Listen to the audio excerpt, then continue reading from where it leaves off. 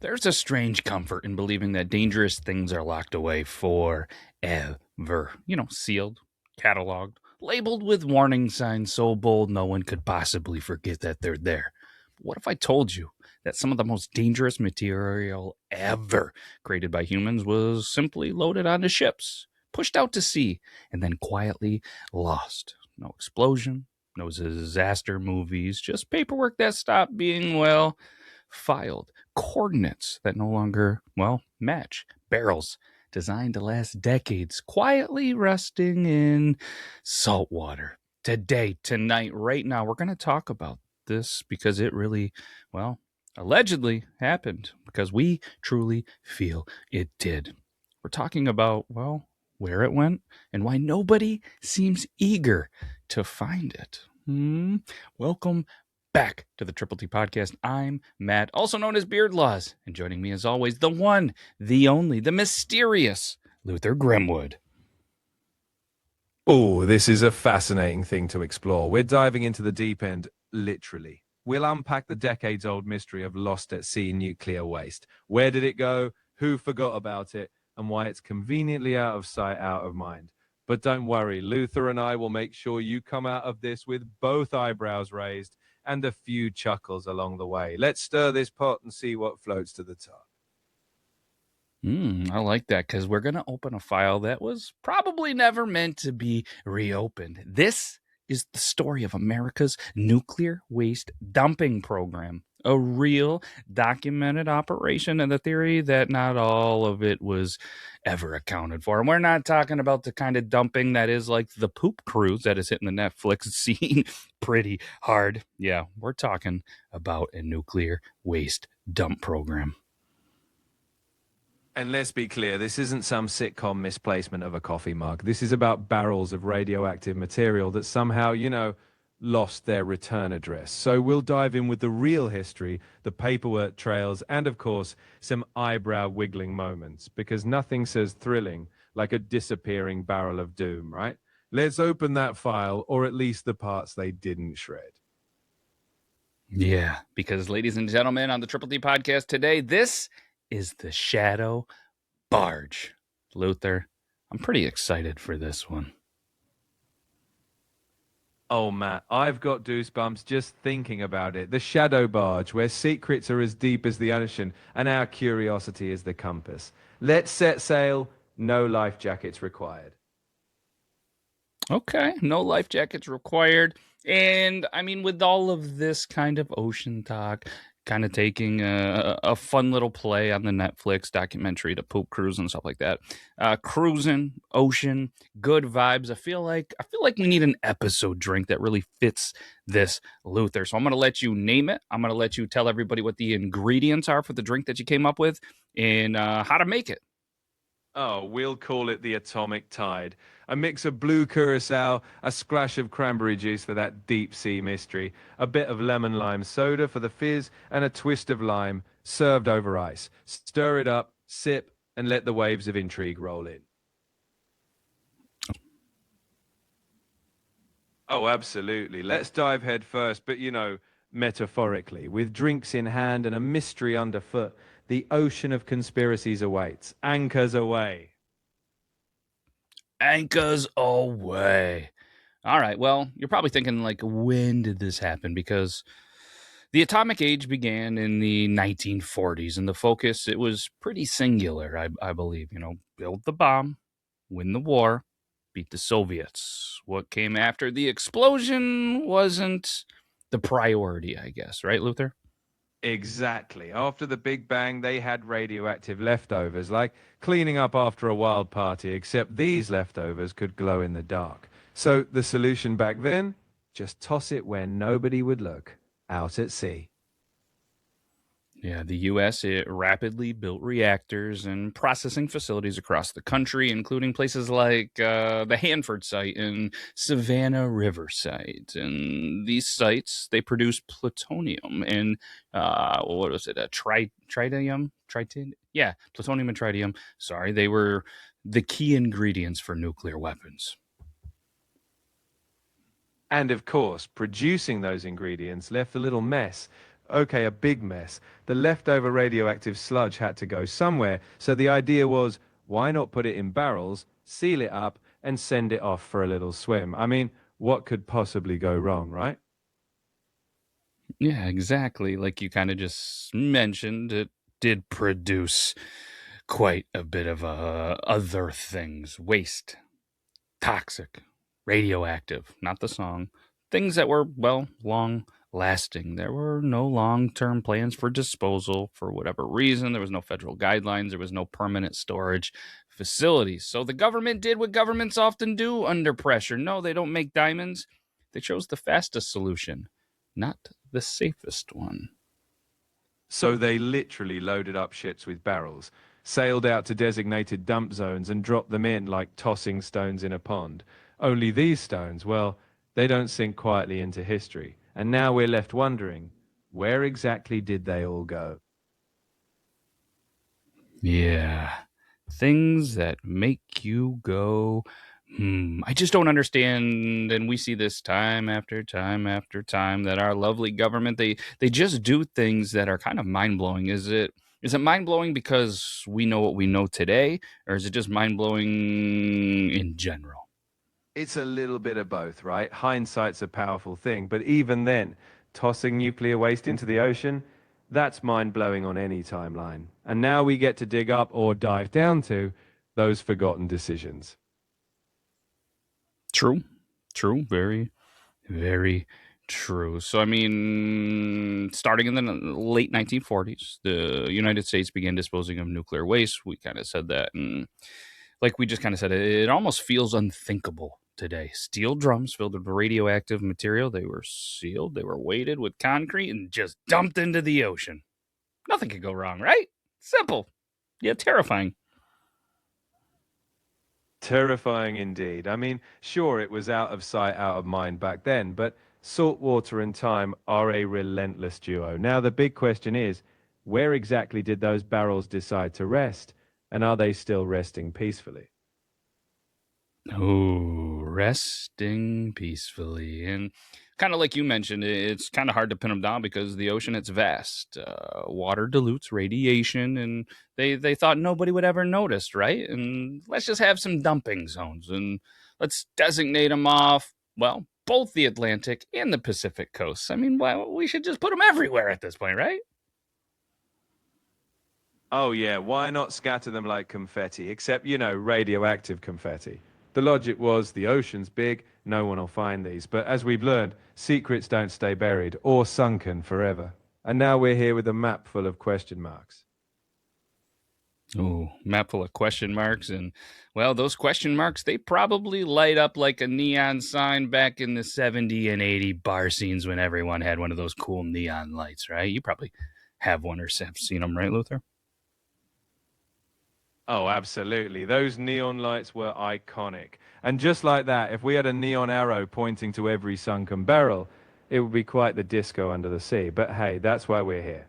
To shine a light, neon or not. So they have the dumping zones in the Atlantic and the Pacific. So ships, they then just carried thousands of barrels at a time. Logs were kept. Sometimes, and here's the part that should make you sit up and sometimes sleep a little uncomfortable at night. Potentially, many of those records, they were handwritten. They were very inconsistent. And then later, they were lost, destroyed, or, well, classified. Oh, the classic tale. Whoops, we misplaced the nuclear waste paperwork. It's almost like a thriller novel, except it's real life. So, yeah, some barrels might be exactly where they thought, others, who knows? That's what keeps us up at night or keeps us tuning in. Which one do you think it's going to do to you tonight? Oh, I'll be honest, I'll be wide awake, curiosity running wild. But hey, that's half the fun. It's a mystery we get to unravel together, right? You are kidding. I guess if you're going to be awake, I'm going to be awake. We're all going to be awake. But yeah, so let's go back to that. The logs, they were there. They were declassified, this and that. And let's be honest, some of these dumping missions, which the inside of me is giggling because, well, Dumping missions. They were logged with vague descriptions like off the continental shelf, beyond coastal waters, deep ocean disposal. No GPS, no sonar confirmation, and no long-term monitoring. Just drop it and sail away. Just sail, come sail away with radioactive disposal. Woo! Oh, I'm right there with you. It's like they had a set it and forget it approach, but with nuclear waste. So we're left piecing together these vague breadcrumbs, and it's no wonder these stories capture us, because somewhere out there, those barrels are still part of the tale. That is true. That is very true. Again, hindsight's 2020, they say, but let's get to the heart of the conspiracy. All right. Officially, the U.S. acknowledges dumping tens of thousands of radioactive barrels into the ocean between 1946 and 1970. Right? Right? Unofficially, though, multiple reports suggest that entire barges, not just the barrels, were used in disposal operations. Let's break this down a little bit. All right. Officially, they admit tens of thousands of barrels, but unofficially, whispers say entire barges were sent down, like ghost ships full of radioactive cargo. The idea that some might have been quietly sunk, no neat logbook to follow, is what stirs the conspiracy, because if no one really knows how much was hidden, the mystery only grows. That's an interesting way to put it, I suppose. It's crazy to me, and let's be honest, maybe this is why we add that only maybe 5% of the ocean has actually been explored. Maybe there's more going on to it. Maybe they're just like, we can just really dump this and there's just nothing that is going to be affected. But what if them dumping all of this nuclear radiation, just dump into the oceans with the actual ships, everything? Maybe, Luther, this is what's causing the ice caps to melt. Another conspiracy theory potential idea for an episode? Oh, I love where your mind's at. The chain reaction theory, radioactive barges to melting ice caps to who knows what else. Whether it's true or not, it's definitely another rabbit hole we could dive down. One thing's for sure, oceans hold more than fish, and we'll keep swimming through the unknown. Oceans hold more than fish. I feel like that is a brilliant t-shirt idea, man. Oh, absolutely. Picture it. Oceans hold more than fish, with maybe a little shadowy barrel graphic. That's merch worthy for sure, and it comes with its own built-in mystery. Ooh. All right, if anybody's listening to this, send us an email, shoot us a message on the Instagram, go to the YouTube, whatever it is. If you want these shirts, we'll bring you these shirts. But if not, let's keep with this story here. So again, we're dumping not just barrels. There's multiple reports out there, Luther. Multiple different reports that suggest the entire barges, not just the barrel, were used in disposal operations. I mean, not only are we just dropping this hazard material, we're just dumping an entire barge. More gas, more oil, more metal, more structure, more, hazardous waste. I mean, it's unbelievable that this could just be done, right? I mean, I grew up in an era where they were trying to teach us to turn off the sink while we were brushing our teeth so we didn't kill all the fish, but they're dropping whole barges with thousands and thousands of barrels of radioactive material. It does feel absurd, right? Like on one hand, we're told to recycle, and on the other, there's this potential legacy of sunken toxic time capsules. But that's why these stories need telling, because what's buried deep eventually might float to the surface. Ooh, do you think it would actually float to the surface? Well, I don't think we'll see a barge bobbing up anytime soon, but metaphorically, the truth tends to. And hey, if nothing else, it keeps us asking questions, and that's the fun of it, right? That is the fun of it. And we kind of circle back. We're going to look at the old naval record references. There was vessels retrofitted for hazard material transfer. that were just later stricken from service with minimal or no explanation at all. I mean, some of the ships, they were simply decommissioned without proper scrapping documentations. Others were listed as lost during operations. I mean, how do you lose a ship that's full of radioactive materials? Or did you simply just sink it? Exactly. Lost during operations sounds a lot nicer than we sunk it. But that's the gray area where conspiracy thrives, right? When the paperwork fades, the story grows. And here we are, stirring that pot, because it's too good not to. It is too good not to. I mean, how? How? I mean, there was no storms reported. There were no distress calls. There's no wreckage. I mean, these ships, they were just gone. The theory, I guess, is this: some barges were intentionally sunk, fully loaded. That way, they could eliminate handling risks and paperwork altogether. A nuclear problem solved in one irreversible decision, I guess. But my thing is like, what about the crew? What about the members? What about the people? I mean, did they just send the ship out and say, well, big gulps, huh? See you later. Or did they sink them where there are multiple ships? I mean, you're not going to just sacrifice a bunch of people to go down with the ship, right? Like you're going to sink it and then have a second ship, I would imagine, right? Did we sacrifice lives to cover this up? Well, the theory isn't that they sacrificed crews. More like, if it happened, the crews would offload onto another ship, and the barge would be sent down empty of people, but full of secrets. Of course, we're deep in speculation territory here, but it's the unknowns that make these conspiracies, well, irresistible. True. And I guess this is what the public was told, that the barrels were engineered to survive long enough for radiation levels to simply decay. But internal studies later admitted something that should be pretty alarming to everybody, because saltwater corrosion, it was underestimated. Steel drums, they were designed for decades. And, well, they started to deteriorate in just a couple of years. Concrete cracked, seals failed, contents, well, they leaked all over our ocean. And that's the chilling part. What was meant to be a long-term solution turned out to be a very short-term fix. So now we're left with the question, what's lurking beneath the waves? And that's why we're here diving into the unknown, because sometimes truth leaks out too. That's the thing. I like how that's put. Even sometimes the truth leaks out too.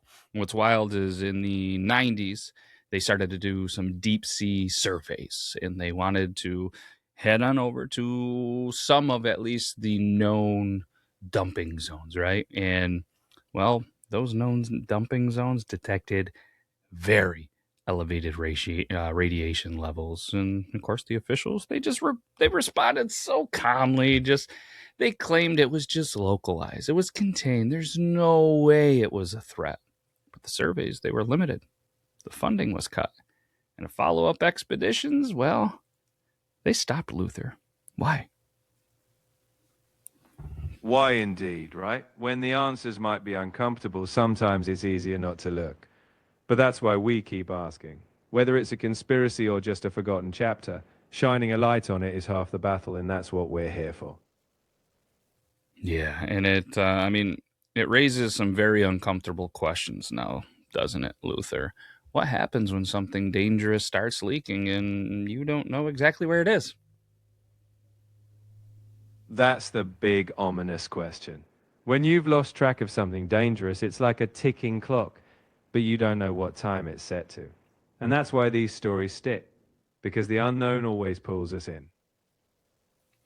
The unknown always pulls us in. I feel like that is very, very well said, my dude. And it's just, it's terrifying to think about. It's still, again, not to sound like a broken record, but I mean, hindsight is 2020. I mean, it's just radioactive stuff where we don't know. What if, the beds of these animals, the travel patterns of extinct animals or animals that are, getting closer, let alone what could it do to our oceans? What could it do to places that we live? People, You know what I mean? Obviously, the water is everywhere. This earth is mostly water, and we're just dropping barrels. Ugh, Luther, Luther. Tell me something to make me feel better about myself, please. All right, here's a bright spot. You're asking the right questions, and that's what matters. The more we dig, the more awareness grows. And hey, in the end, that's how we make sure we don't repeat history. Plus, we've got the atomic tide drink in hand, so we'll face the mysteries one sip at a time. Yes, one sip is all it takes to get me to forget about it. Thank you, Luther. I feel better already. Let's let's go ahead and make it even worse because ocean dumping wasn't the only method. At places like the Hanford and Savannah River that we talked about a little bit earlier, nuclear waste was stored underground in massive tanks, many of them built pretty hastily during wartime.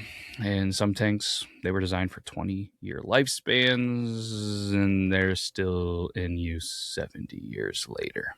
Think about that, Luther. Oh, I'm thinking about it, and it's like a ticking clock underground, too. But here's the thing, acknowledging these legacies is how we push for better solutions. And hey, we're shining a light on it. No barrel or tank stays hidden forever, right? That's what I'd like to think. I mean, at the Hanford site alone, dozens of tanks have already leaked radioactive material into the soil, some alarmingly close to groundwater. It's sobering, for sure. But talking about it is how we ensure history isn't forgotten. And well, we can't fix the past, but we can make sure we're a lot wiser moving forward. So we keep asking, we keep learning, and maybe we even inspire a few others to care. Yeah, officials, though, they insist it's under control. But internal memos reveal constant emergency patching, temporary fixes, and a growing concern over structural failure. One engineer famously wrote, "These tanks are not failing if they are failing when." And that win is exactly why we tell these stories. Because being aware, being proactive, is how we avoid repeating mistakes. It's not about fear, it's about accountability. So we keep shining the spotlight because in the end, that's how we get to the truth. I like it. Very well said, my dude. So, why haven't we heard more about this? In my opinion, and Luther's opinion, it's we feel because acknowledging the full scope creates problems that nobody wants to solve. Legal liability, environmental disaster, public outrage, and maybe worst of all, admitting that the government lost track of nuclear waste. Not misplaced paperwork, not miscommunication, lost, as in we don't know where all of it is. Some estimates suggest thousands of barrels were never precisely mapped. And those were the ones that we knew about. I don't even want to think about the ones that we don't know about. I mean, groundwater, ocean water. We just have nuclear waste everywhere. It's a lot to take in, but here's the hopeful part. By bringing these stories to light, we push for better safeguards today. So while the past might be murky, the future still has to shape. And that's why we keep talking, keep questioning, and keep moving forward. Yeah, I guess at this point, it's really all we can do, right? Exactly. We can't rewrite the past, but we can hold it up to the light. And from here on out, we aim to do better. One story, one question at a time. So we keep the curiosity alive and maybe even inspire a few more to ask those big questions. Yeah, I mean, you're not wrong there, right? Well, I do my best to keep it real. And hey, these are the conversations that matter. A little mystery, a little reflection, and a lot of curiosity. We're on the right path. Yeah, here's the theory that keeps resurfacing among historians and kind of nuclear watchdogs that during peak Cold War production, disposal operations were intentionally under documented. Think about that. It's plausible, right? In the rush to stay ahead, corners might have been cut. And that's what makes these stories so gripping because the gaps in documentation leave room for us to wonder. But wondering is where solutions start. Yeah, and that sinking fully loaded barges eliminated risk, eliminated cost, and it eliminated oversight. That some sites were erased from records to avoid future accountability. And that we, officially acknowledge is probably only part of the story, right? Exactly. What we know is likely just the tip of the iceberg, or in this case, the tip of the barge. But the more we bring it up, the more we learn. And ultimately, that's what turns these mysteries into lessons, and hopefully never into repeated mistakes. Yeah, and I mean, a shadow disposal program hiding in plain sight, not to hurt anyone, not out of malice. It's was probably simply out of panic, maybe. Panic, urgency, and maybe a lack of foresight. But now we're in a different time where we can look back, acknowledge, and do better. And that's where the real power is, learning from what's hidden beneath the waves. Yeah, I mean, yeah, I think you're definitely right there. And man, I don't know, Luther. Before we start to wrap this up, what else am I missing? What else did we not cover here? What other information on this project did we kind of skip right by? You know, I think we've hit the core, from the ocean depths to the hidden records. If anything, it's just a reminder that every mystery we uncover is a chance to push for more transparency. And that's what we'll keep doing. One episode, one story at a time. One episode, one story at a time. I like that. And then again, this is us putting our take on things. This is us kind of, giving our opinion and still trying to be transparent and showing that there's a lot of wild things that are declassified, things that are lost, things that, weren't taught in a classroom, but there's things that just you should question, right? And this is me kind of questioning a lot more things, keeping my eyes open on the history of things, and it's pretty wild, Luther, to think about and see these things. It is wild, and that curiosity is what keeps it all alive. We're not here to fear, we're here to understand, question, and keep thinking. And honestly, that's half the adventure. So we'll keep those eyes open and those stories coming. Absolutely, and that's let's think about this. All right, radiation. It doesn't explode. It doesn't scream. It waits. It seeps. It travels. It outlives governments. It outlives wars, and it definitely outlives excuses. Somewhere beneath the ocean, somewhere underground, there are nuclear coffins that we can't see, and we may never find. And the most unsettling part, Luther, they're still doing exactly what they were designed to do: decay, slowly, silently, patiently.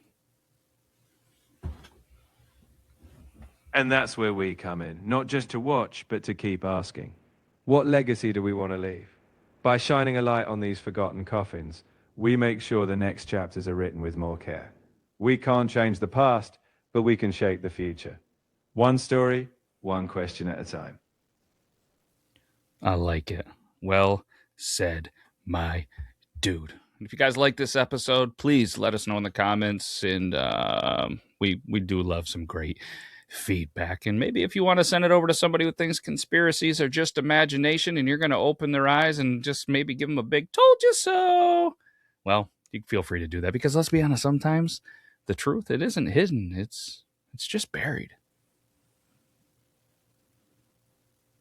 And that's the beauty of digging it up, one conversation at a time. We'll keep unearthing the buried truths, having a few laughs along the way.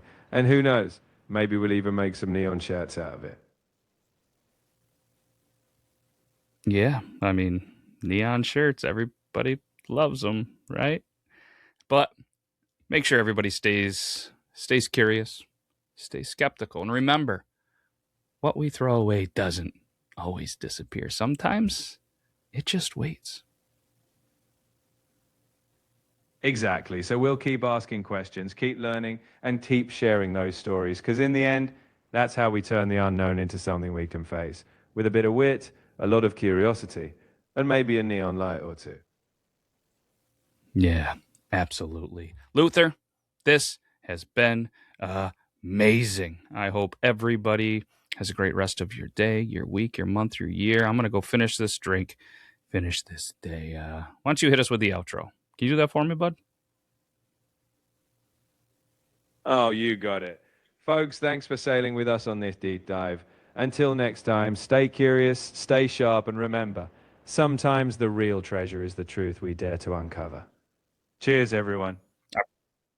Cheers, everyone. Have a great rest of your day. 2026. Let's do big things. Take care, everybody. Bye-bye.